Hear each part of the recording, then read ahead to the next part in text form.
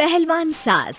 मधु की शादी के कुछ सालों में ही उसके पति की मृत्यु हो जाती है, जिसके बाद उसके ऊपर सास की जिम्मेदारी आ जाती है और वो अब अपनी सास के साथ घर में अकेली रहती है। मम्मी, नाश्ता बना दिया है, टाइम से खा लेना। दोपहर का खाना शीला आकर बना देगी। मैं ऑफिस जा रही हूँ। अरे क्यों उस टेप रिकॉर्डर पर पैसे खर्चा करती हो? इतना काम मैं खुद भी कर सकती हूँ। हाँ हाँ बिल्कुल। आधे समय तो जोड़ों के दर्द की दवाई खाती हो और फिर काम करने की बात करती हो। दवाई खाती हो तो क्या, मैं अभी भी अकेली 10 पर भारी हूँ। हाँ हाँ मैंने मान लिया। मधु घर से चली जाती है, जिसके बाद सास नाश्ता कर दवाई लेकर टीवी देखने बैठ जाती है। दोपहर को शीला घर आती है। अरे क्यों माँ जी, आज किस बात से मेरी नौकरी बची? अरे चल, ज्यादा बक बक मत कर, काम कर अपना। शीला खाना बनाने लगती है और सास वहीं पास में बैठ जाती है।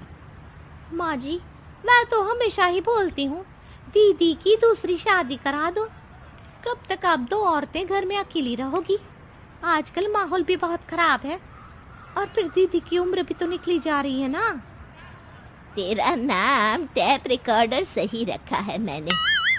तेरी एक ही बात को रिपीट मोड पर चलाने से वो पूरी नहीं हो जाएगी, इसलिए मेरी बहू से ज्यादा खाना बनाने पर ध्यान दे, नहीं तो कहीं वो भी तुझसे मुंह ना फेर ले और नौकरी चली जाए। क्या माँ जी, आप भी हमेशा मेरी नौकरी के पीछे ही पड़ी रहती हो? तो क्या तेरे पीछे पड़ूं?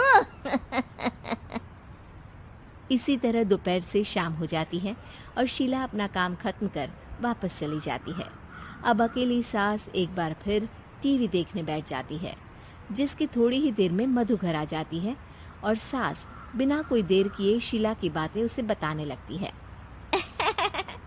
मम्मी, आप भी ना किसी बच्चे से कम नहीं हो, जिसके पास हमेशा शीला को लेकर कोई ना कोई बात रहती ही है।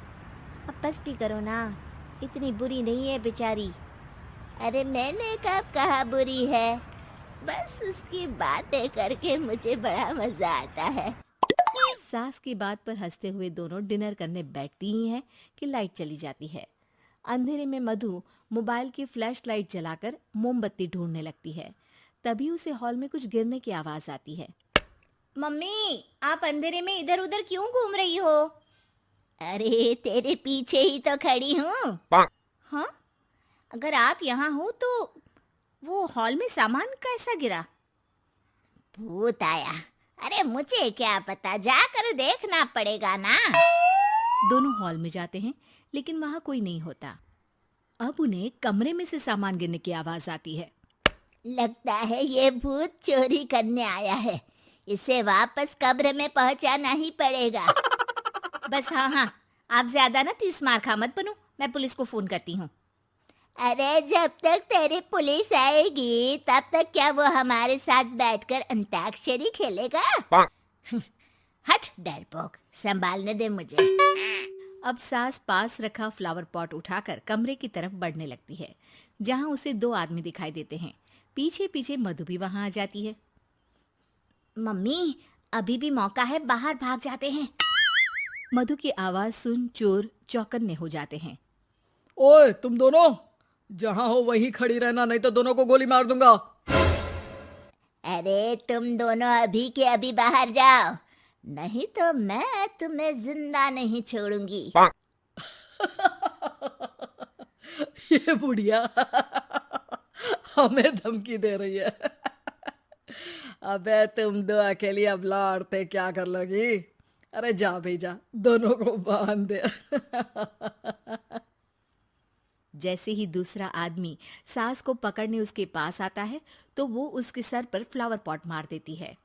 उसके सर से खून बहने लगता है, जिसे देख दूसरा आदमी गन निकालकर हवा में गोली चला देता है, जिससे बचते हुए दोनों सास बहू वहां से भाग जाती हैं। अब वो तीनों एक दूसरे के आगे पीछे पूरे घर में भागने लगते हैं।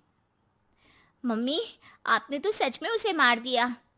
तो मजाक में कौन मारता है? और अभी तुम मेरे साथ ही रहना, नहीं तो पक्का मारी जाओगी। ये औरतों को कमजोर समझता है ना। आज इसे औरतों की ऐसी ताकत दिखाऊंगी कि ये आदमी पैदा होने पर शर्म करेगा। हाँ, ये अचानक आपके अंदर झांसी की रानी कहाँ से जाग गई? वैसे तो हमेशा जोड़ों में दर्द बोलती रहती हो।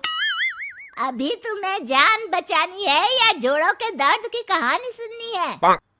मधु और उसकी सास कमरे में जाकर दरवाजा अंदर से बंद कर लेते हैं, जिस पर चोर बाहर खड़ा दरवाजा बजाते हुए उन्हें आवाज लगाने लगता है। क्यों डर गई? अरे वैसे तो बहुत धमकी दे रही थी। गेट खोल अब बुढ़िया। अबे पागल, धमकी देने और होशियार होने में फर्क होता है, पर ये दिमाग वाले काम तुझे तो समझ में नहीं आएंगे। रुक, अभी तेरा दिमाग ही बाहर निकालता हूँ। ये कहते हुए चोर गोली चलाने ही वाला होता है कि सास अचानक दरवाजा खोलकर उसके मुंह पर परफ्यूम डाल देती है, जिससे चोर गन फेंककर दर्द से चिल्लाने लगता है। मम्मी, अरे बहुत दर्द हो रहा है, कोई बचाओ, इसे हटाओ प्लीज। मैं किसी को कुछ नहीं करूंगा। क्यों रे, क्या थोड़ा सा दर्द होते ही मम्मी मम्मी करने लगा? अभी तो औरतों को कमजोर बोल रहा था। भूलियो मत, एक औरत ने ही तुझे इस दुनिया में जन्म दिया है, और वो भी तुझे ये दर्द हो रहा है ना, उससे लाख गुना ज्यादा दर्द सहकर। इसलिए औरतों को दोबारा कमजोर भूल कर भी मत बोलियो। वाह मम्मी, आपका ये रूप तो मुझे पता ही नहीं था, आपने तो कमाल ही कर दिया।